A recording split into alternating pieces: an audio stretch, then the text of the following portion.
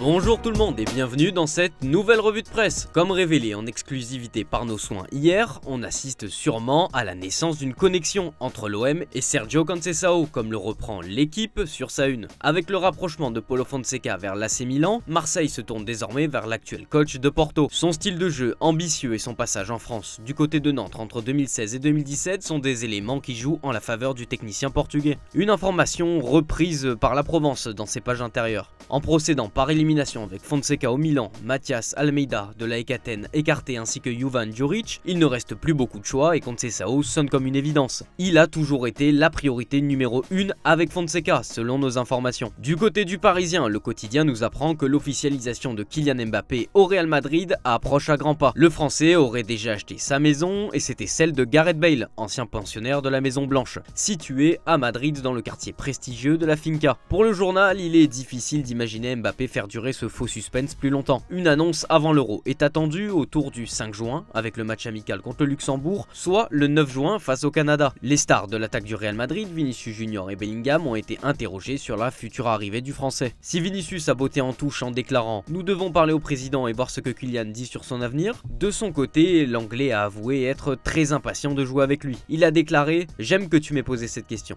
Je ne gère pas les signatures, mais qui ne voudrait pas jouer avec un joueur aussi fort que Mbappé? Je ne veux pas rajouter de pression, mais ça serait très bien. On a hâte de les voir ensemble. » En Allemagne, Bild met en avant sur sa une la victoire de Bochum face à Düsseldorf durant le barrage pour l'accession en Bundesliga. Défait 3-0 à l'aller, l'actuel 16e du championnat allemand a remonté son retard sur la pelouse de Düsseldorf avant de sceller son maintien au terme d'une séance de tir au but dingue remportée 6-5. On parle du miracle de Bochum outre-Rhin. Les grandes écuries de Bundesliga courent après un jeune ailier droit qui enflamme le championnat, Brujan Gruda. Engagé jusqu'en 2026 avec Mayence, son club souhaite le conserver et attend au moins 50 millions d'euros. Un prix énorme sur lequel le Bayern ou Leverkusen pourraient s'aligner selon les informations de Bild. Bien qu'il ne soit pas appelé pour l'Euro cet été, Julian Nagelsmann admire ce profil et suit attentivement son cas. On file en Angleterre avec le Manchester Evening qui fait un jeu de mots avec le surnom Flying Dutchman, mais pour parler cette fois du cas épineux Erik ten Hag. Pour l'instant, le néerlandais maintient sa position et assure être confiant quant à son avenir. Selon le média, aucune décision hâtive ne sera prise, le club étudie le bilan de cette saison. Cette victoire en FA Cup face à City jouant en sa faveur. Quel que soit l'avenir de ten Hag, ce succès en Cup a montré que Manchester United peut s'appuyer sur sa jeunesse très prometteuse, comme le souligne le Daily Mirror dans ses pages intérieures. Les performances de Kobbie Mainoo et Alejandro Garnacho ont épaté l'Angleterre et sont là pour témoigner de la qualité de la formation mancunienne. C'est simple, il y a eu au moins un jeune produit de Manchester United présent dans l'équipe première au coup d'envoi depuis 1937, soit une série de 4260 matchs consécutifs. Toujours chez les Anglais, le Daily Mirror met en avant Chelsea qui est dans la zone concernant le dossier Enzo Maresca comme relayé sur sa une. La direction de Chelsea doit s'envoler direction Marbella aujourd'hui pour rencontrer le coach italien de 44 ans en face à face. L'objectif est de trouver un accord pour le week-end prochain. Leicester exige près de 10 millions d'euros pour libérer son entraîneur qui l'a mené au titre de Championship. Son style de jeu axé sur la possession tout comme sa connaissance de l'équipe ont poussé Chelsea à s'intéresser à lui.